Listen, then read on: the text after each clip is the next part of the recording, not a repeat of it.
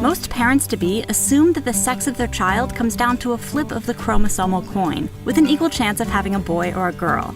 But in reality, the odds aren't even. For every 100 girls born, the world gains about 106 baby boys. Currently, that skewed sex ratio comes out to roughly 10 million more baby boys than girls born worldwide each year. There are some countries where human meddling stacks the odds even higher in favor of boys, but that doesn't explain the fixed odds everywhere else. The intrinsic boy-girl ratio is rigged by Mother Nature.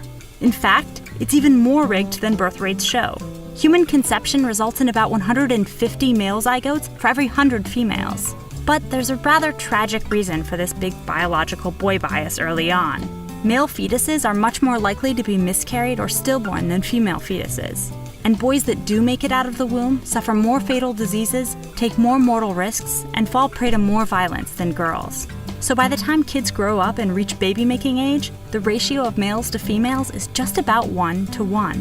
But the likelihood of a boy even making it to birth is also influenced by his mom's living conditions during pregnancy.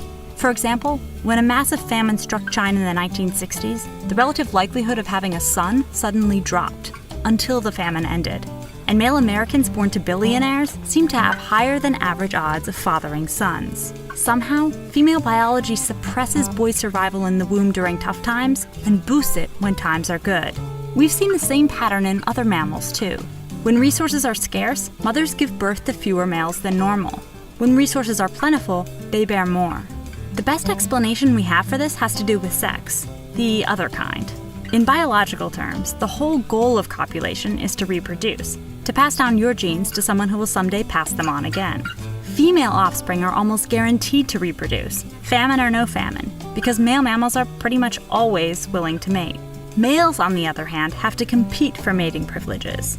A well-nurtured hunk has a good chance of mating with lots of females, while a male weakened by famine might not score at all. So male offspring are a bigger risk in general. At all stages, they're more likely to die, and even if they live, they might not reproduce. But when times are good, boys' potential to father lots and lots of babies make them a biological risk worth taking. Thanks to everyone who supports us on Subbable. Without you, we literally couldn't continue to make these videos. If you aren't yet a supporter of Minute Earth and want to become one, head over to subbable.com/MinuteEarth to make a one-time or monthly pledge of support. And thanks for watching.